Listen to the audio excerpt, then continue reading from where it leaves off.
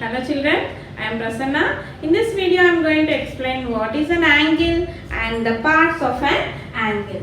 So angle is formed when corners are formed, right? Now what is an angle? And you people know what is this?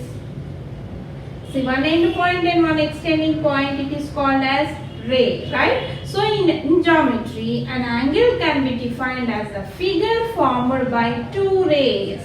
Figure formed by two rays. See, this is a one ray, and if I take another ray like this, see, this is the end points. Both end points will join at one point. So an angle is formed, okay, by two rays meeting at a common end point. Is that clear, children? So in geometry, an angle can be defined as a figure formed by two rays meeting at a common end point. Here, coming to definition, figure formed by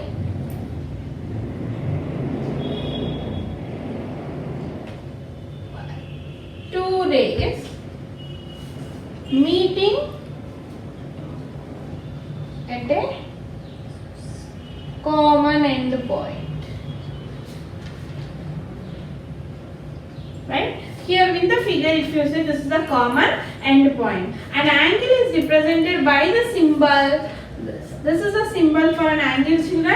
And angles are measured in degrees. It is measured in degrees. And degrees, you know how it is represented? Yes. And using a protractor, we are going to measure an angle. Here, the two rays forming an angle are called what? See, this is called arm. The two rays which forms an angle are called arms, or we also write it as side. Side. Okay. Here you can call as arm or sides. So here the arms, two arms will be there for an angle. Okay. Next, what is this common end point is called as? It is called vertex.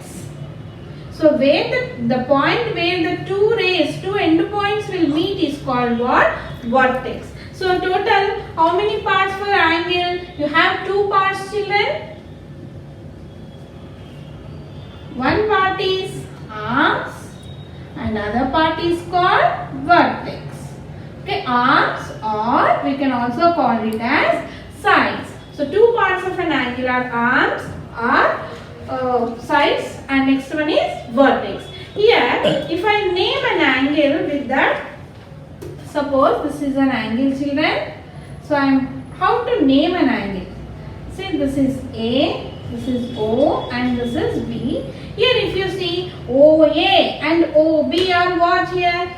OA means what is this? Is it a line segment, line, or a ray? It is very clear. It is a ray. So OA and OB. What are these? OA and OB are arms. Okay. And what is this O called here? Vertex. Understood here? Here the two rays OA and OB are the two arms of the side, arms or sides of the angle, and O is the vertex of the angle.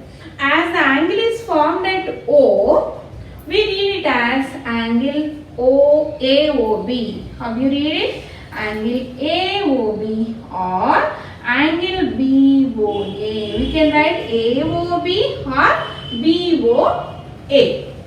Right? And sometimes we write like this also.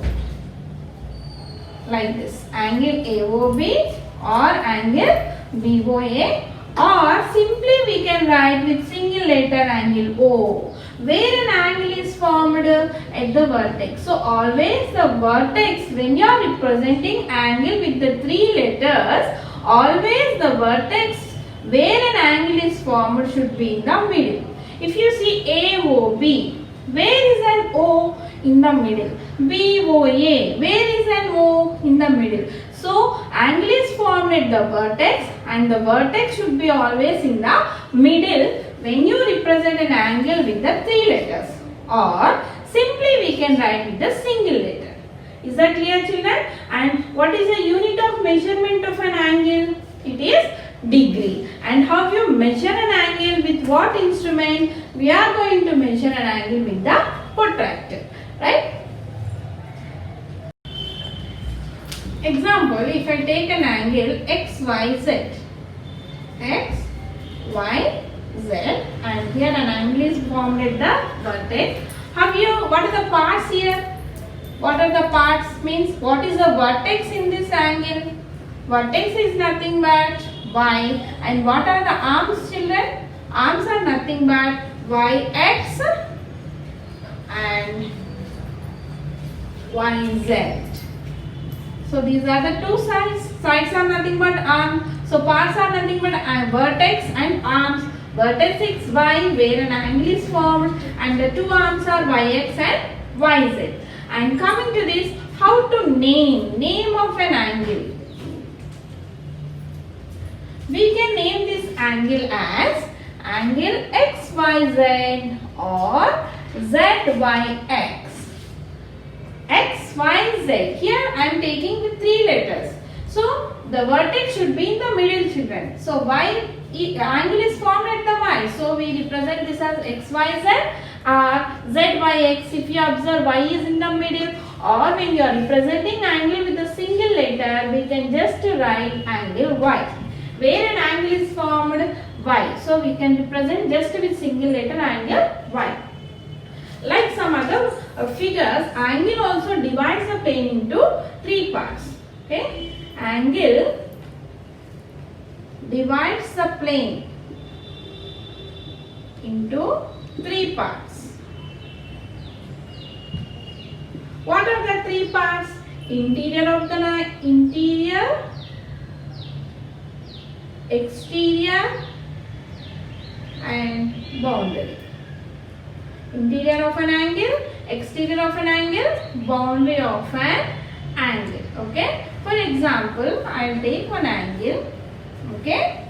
Now A, this is O, this is D, M, T, X, Z, R,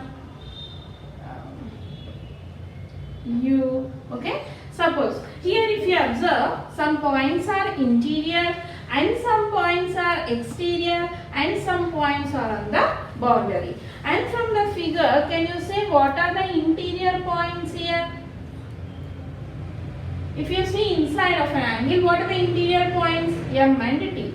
So I can write M and T. And what is exterior points in the figure?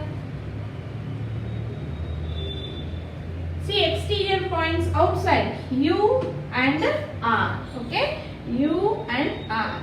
And what are the boundary points? Boundary points means on the angle A, comma, D, comma, and O is also on the boundary, O, X and Z. So these are the points on the boundary.